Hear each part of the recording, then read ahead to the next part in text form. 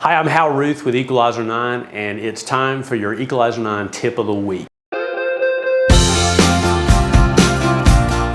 Now, last week's tip of the week was the first part in a two-part series on succession planning. We talked about leadership succession.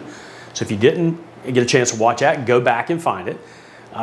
Today, we're going to talk about ownership succession. Now, ownership succession is a little different. What we're talking about here is if it's a privately held, tightly privately held company, which most general contractors and specialty contractors are, what are we doing? What steps are we taking to plan for the future of the ability to transfer ownership from the current owners to the next owners?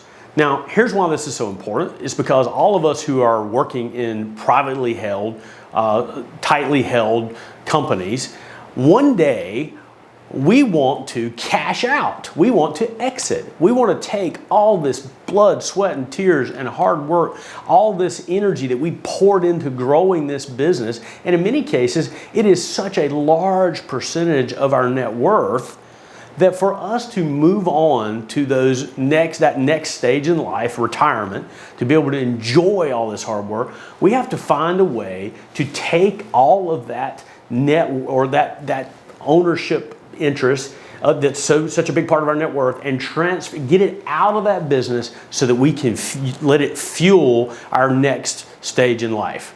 And so how do we exit? It's a hard thing to do. Now, the first thing I will tell you that we need to do when we're thinking about how to exit is we have to, and I'm going to put my glasses on because I have some notes because I want to make sure I got everything across to you on this. But the first thing we need to do is we need to understand the purpose, validate the purpose of why we're thinking about exiting. You know, are we looking to hand it off to family members? Are we looking to hand it off to some key leaders within the organization? And there's challenges to that because sometimes that can put debt on the organization or put debt on those individuals. And if we're going to finance it, we risk them not performing like we did and then squandering our net worth. So there's a risk in that. The same risk in transferring it to family members. So we have to understand the purpose of that. We also, or do we want to sell it to an outside entity and just get a cash infusion, transfer it, and move on? So these are things we have to decide. The other thing that we have to talk about is the timing. When do we want to do this? Now, the mistake that most companies make when they're thinking about exit strategy is they don't think about it at all or don't do anything, don't take action at all until they're ready to go now. I mean, I had a guy approach me recently. He said, I'm sick of this business. I want out. I said, what's your time? And he said, now, or within the next 6 months. So in other words, if that happens, then we're faced with, we have to sell it like it is.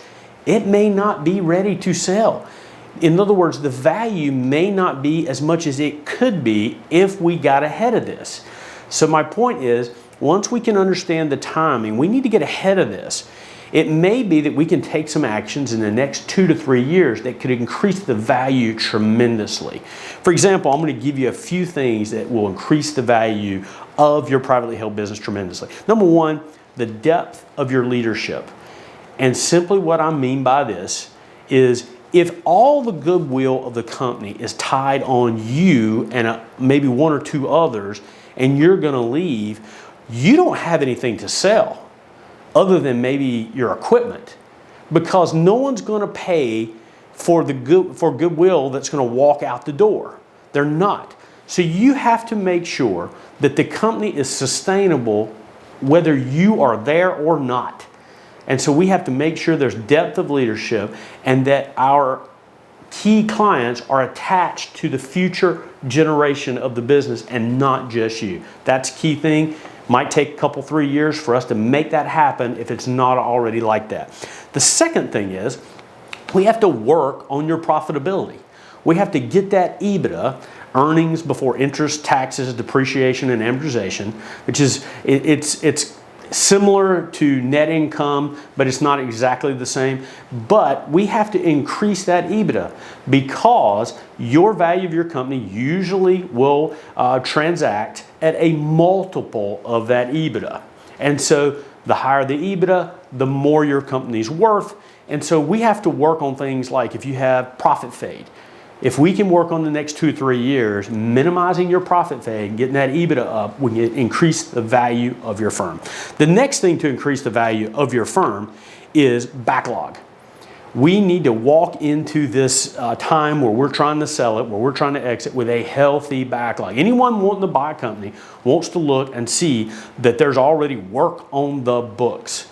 So that's key as well, and we can work with you to talk about how we increase that backlog. Now, the fourth thing is we really need more of our work to be negotiated than bid, or at least as much as possible to be negotiated work. In other words, non-commoditized work. Because quite honestly, if it's a low barrier to entry business, for example, anyone could just hang up a shingle and start bidding work as good as you can. And so what we need is that goodwill, those clients that will negotiate with us. So that's something else, increase the negotiated work.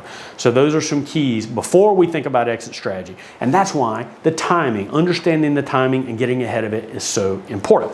Now, once we've identified that timing and maybe we are down the road and we have positioned our company so well, we have maximized our value, we are ready to sell, now what?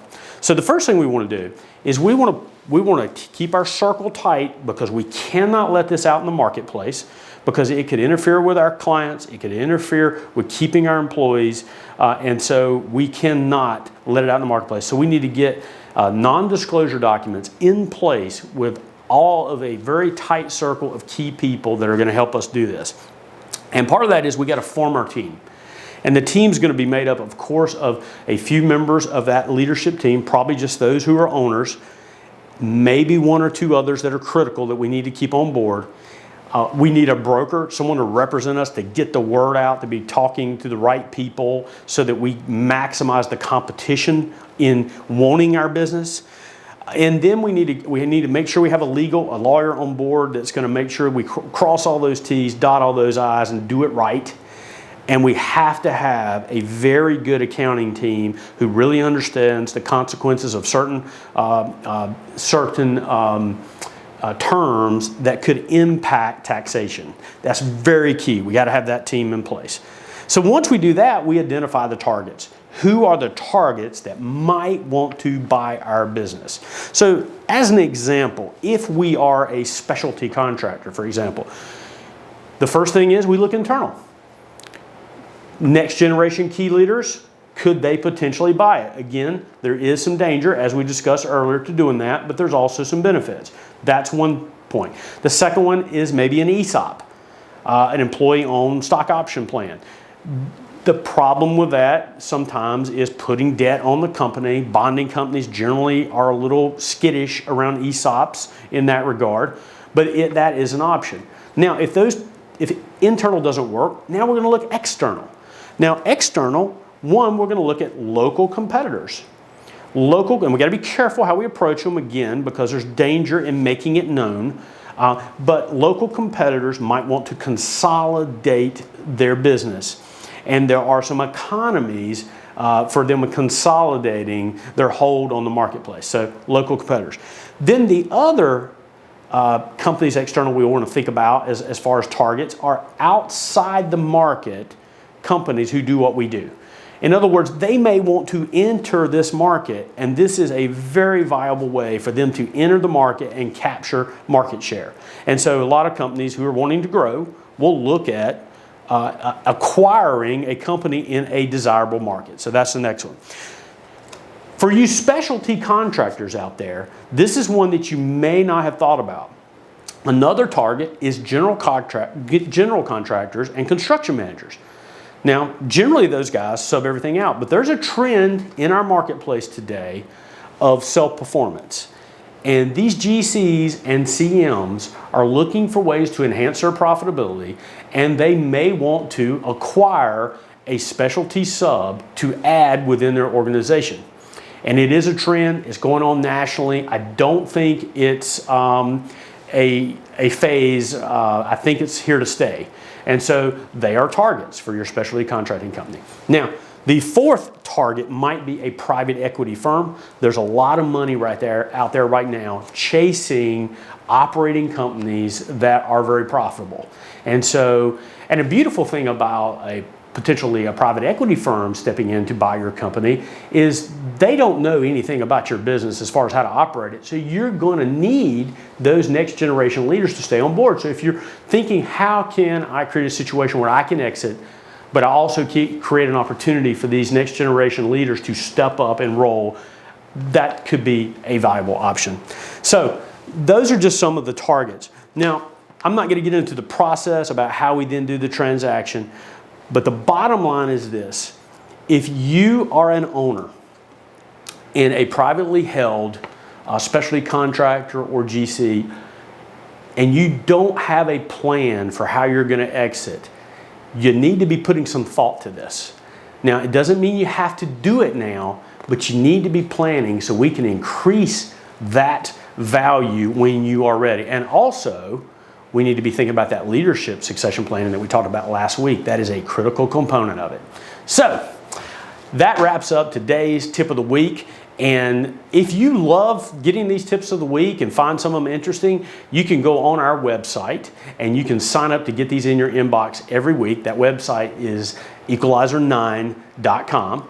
I'd love for you to also subscribe to our YouTube channel so you can get these tips of the week through there as well. And if I or any other member of our team can ever help you, you can call us at 919-427-1761, or you can email me directly at how@equalizer9.com. As always, really appreciate you listening to me, and stay tuned next week for another Equalizer 9 tip of the week. Have a great day.